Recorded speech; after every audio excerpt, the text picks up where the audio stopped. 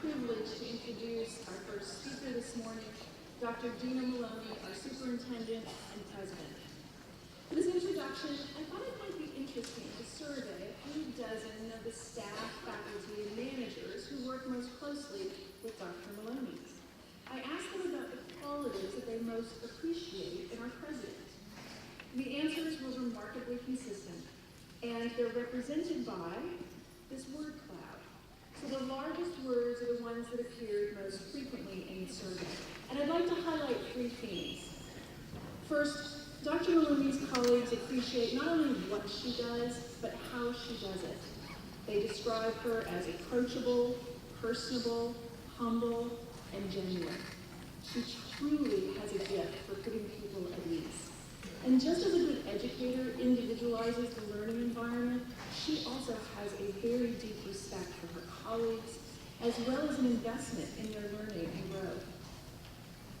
She demonstrates this through ceremony. She partnered with the Senate to establish a new reception for newly tenured faculty. And she explained it was because of her profound respect for this milestone and what it means in the life of our college, and also in the lives of the individual faculty members. But she also demonstrates this through substantive changes to the institution. One of her first initiatives as president was to establish a leadership academy. And this is a reflection of her profound value for lifelong learning and for professional growth. Several people noted her willingness to listen. One of my favorite examples was this one. Dr. Maloney takes the time to listen. Whether you're in a meeting with her or at one of our campus events, when she asks, "How are you?" she's actually listening to your reply. The second theme highlighted Dr. Maloney's forward-thinking, transformative leadership for our college. Common words included new, improve, ideas, and visionary. There is no one on this campus who is more proud of our students, our programs, or our role in the community than Dina Maloney. But at the same time, she challenges us to be even better. For example, by improving our processes and by providing more pathways for students into and through college. One of the most frequent words to appear in the comments was new, as in she encourages us to try new things. She is innovative, bringing new ideas. Visionary is a characteristic Dr. Maloney's colleagues appreciate, with one person describing her as a broad-based visionary leader. I really believe this vision draws from her considerable analytical skills. She has an insatiable appetite for learning, and she's diligent in maintaining her currency in the research, in legislative activities, in things that are happening system-wide in California community colleges. But what makes her exceedingly rare is that she pairs this vision with an inexhaustible work ethic. I remember the first time I went in to meet with Dr. Maloney, and I was talking to her faithful executive assistant, Cindy Constantino, who said to me with emphasis, "She's a worker." Cindy, you were right. She is a worker. Interestingly, when I looked at the final theme, which I'd like to highlight, what I found was that Dr. Maloney's decision-making style is also something that people really appreciate in her. She genuinely values input, working tirelessly to enhance collegiality and community on our campus. Qualities like collaborative, openness, and willingness illustrate this theme. When I used another text analysis tool, I found that one of the most common words to come up after to and the was all, A-L-L. And at first I thought it was a mistake, because I didn't remember seeing that word very frequently in the comments. It's easy to skip over a word like all. But then when I went back to the comments, here's what I found. Ability to consider all perspectives, sensitivity to all employees, values input from all levels, genuinely appreciates all contributions. As someone said, she is truly committed to reaching consensus and being as inclusive in decision-making as possible. In my role in the Senate, I've been especially grateful for her collaboration in a changing political climate. She was prompt in convening a Dreamers Task Force, and she worked shoulder to shoulder with the Senate to help guide the process of our college issuing a board resolution which offered strong support for all of our students. She's been steadfast in her support of students, but also in supporting civility and the importance of a tolerance for varying perspectives. She's made sure we're on the record as being committed to students, but also that we back it up with decisive action. I'm so grateful to have the opportunity to work with and learn from Dr. Maloney. In a very short time period, she has made a significant positive impact on our college, and I get the sense she is just getting started. I'd like to close this introduction with a final comment from the survey, because I think it's really true, and also it provides a nice segue to today's theme. One of her coworkers said, "Dr. Maloney helps me see El Camino College with new eyes." Dr. Dina Maloney, Superintendent and President.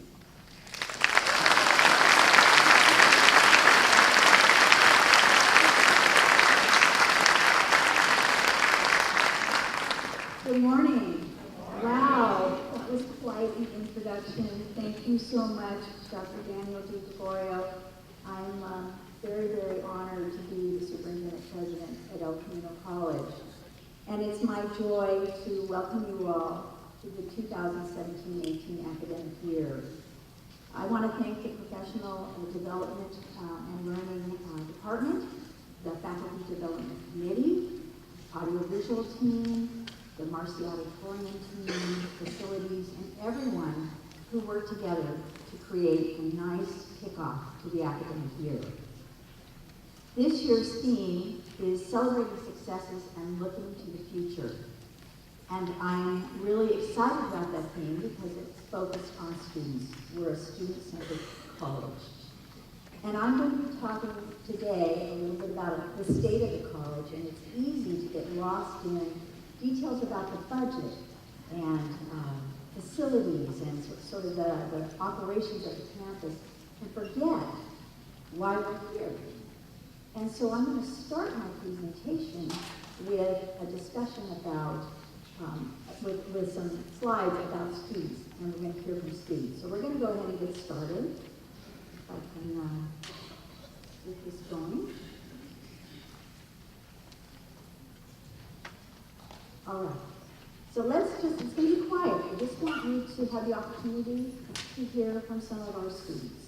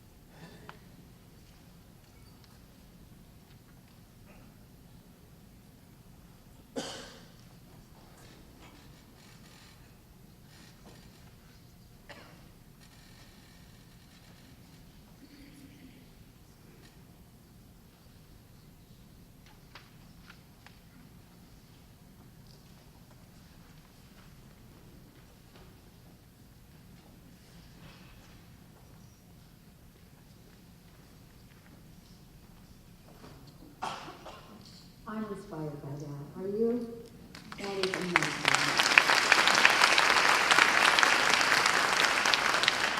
So now let's sit down to business. I want to give an update on accreditation. It's been a good year for Camino College and Compton College, so I'll talk a little bit about that. As you all know, on June 8th, 2017, ACCJC granted initial accreditation to Compton College. 7 years.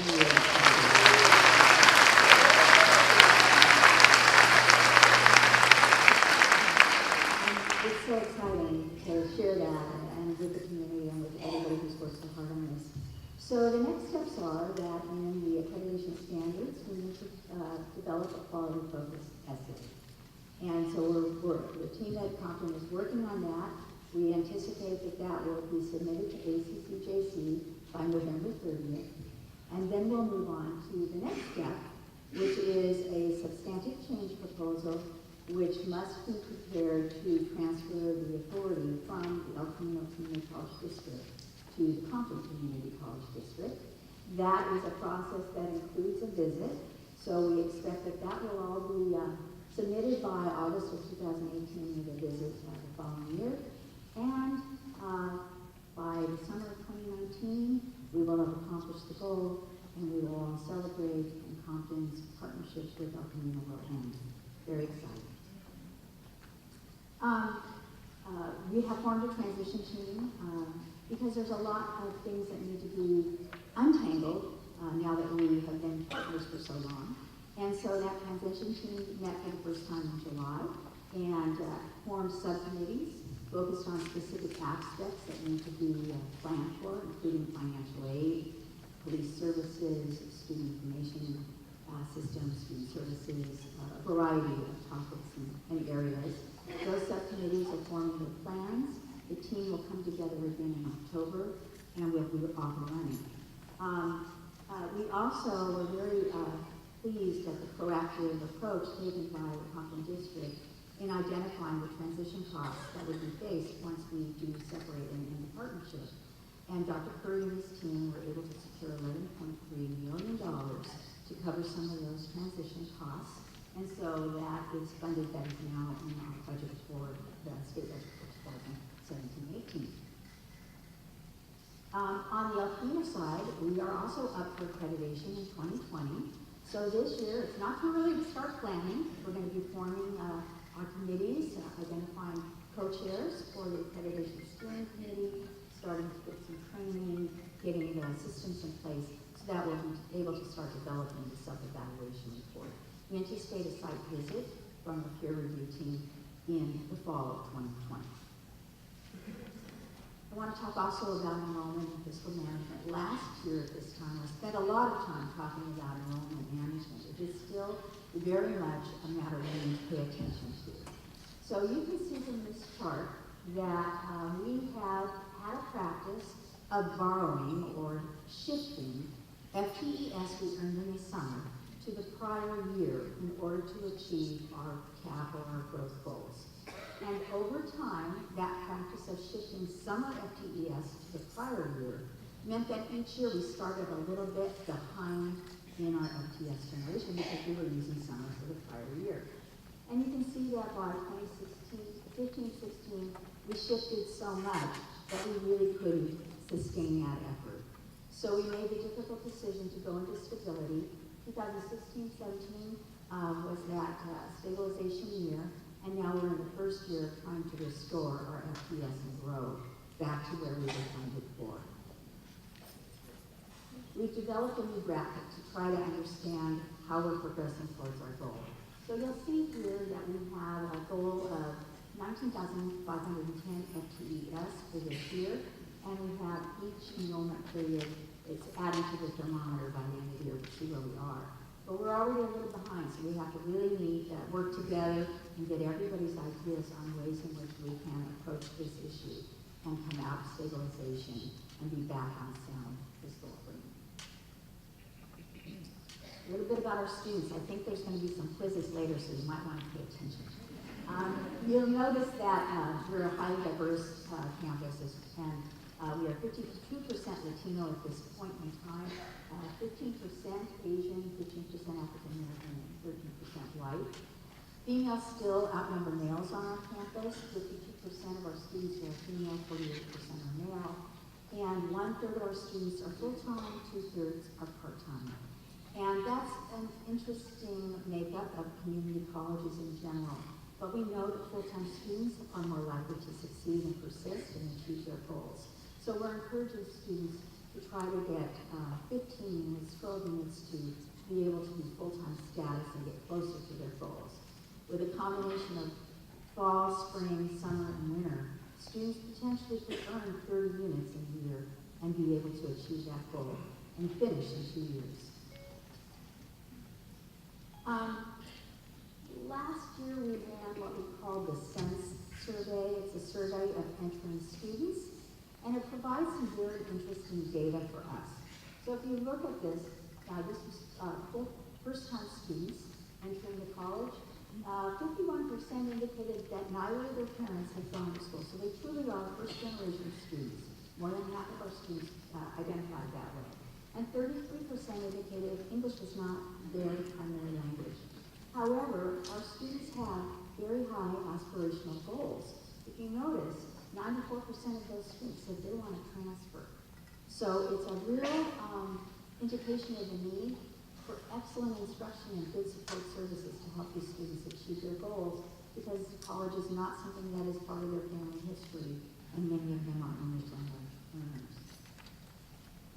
The SENSE data also provides some metrics on various components of the student experience. And you can see the yellow bar there. That is the national benchmark score. And then you can see El Camino's college's scores. 2014 is in the lighter shade. 2016 is in the darker shade. So you can see we've made some progress in terms of these metrics of their academic plan and pathway, and effective practical readiness.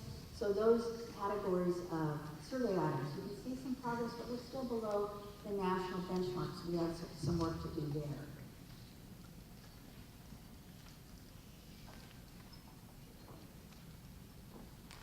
And this is no surprise that we see this data quite often about how many students place below college level.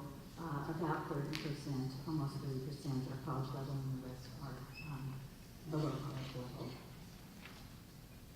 And then, though, you can see here the trends in terms of certificates and degrees awarded. This is the degree trend over 5 years. The bottom bar is our institution set standard, which we exceed. And the green bar is our aspirational goal. And again, we've achieved that as well. So we might want to take a look at those benchmarks in terms of the standards we set for ourselves and the goals we have.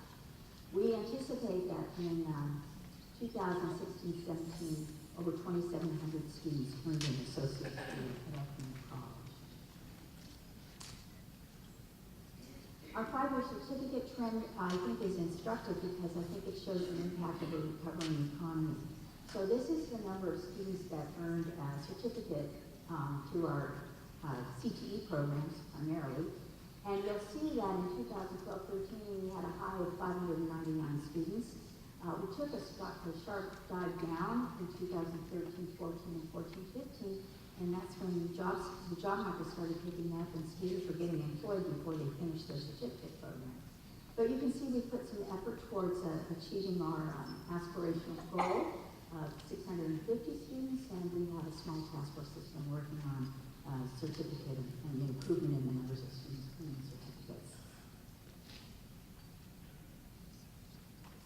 And then in terms of transfers, you can see the top transfer institutions. California State University Denise Hills is still our top destination for many students, but UC Irvine, Cal State LA, UCLA, California State University Long Beach are also top choices for students. It's interesting to note, I just was looking at some data, that out of 114 community colleges in the state, we're in the top 10 for transfers to the University of California system. We're in the top 3 for transfers to California State University system. And our honors transfer program, among all colleges that have honors transfer programs, we're number 2 in the acceptance rate of students to the University of California.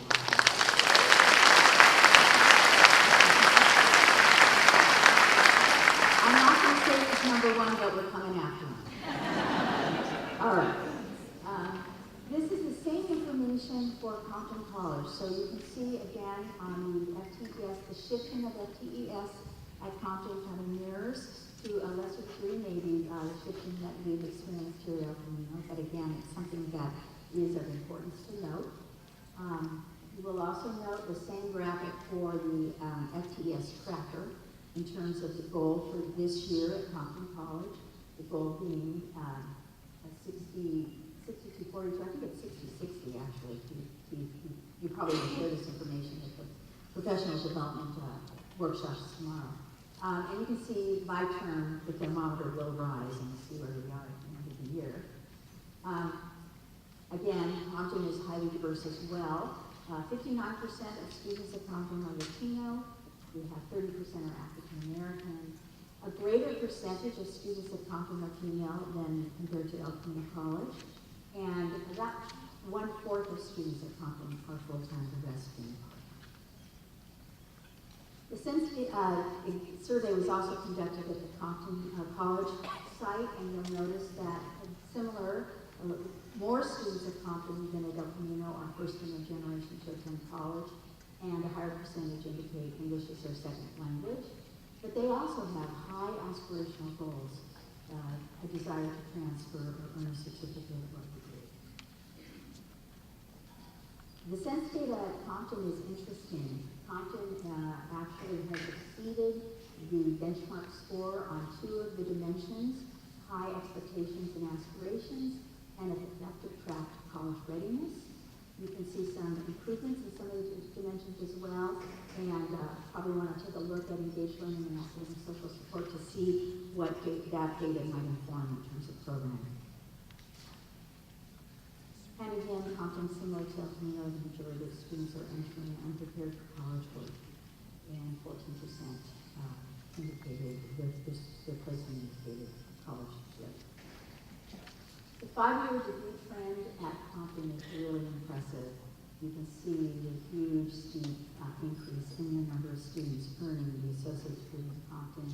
2016-17 estimates are 486 students earned an associate's degree.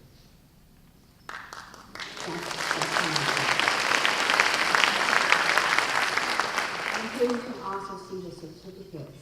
Slight dip this past year, but a huge increase in 2014-15, well above the aspirational goals at Compton College. And you can also see the top transfer institutions for Compton College. California State University of Indian Hills being the top choice, as it is at SMU as well. But Northridge, UCLA, Cal State LA, and California State University of Long Beach, top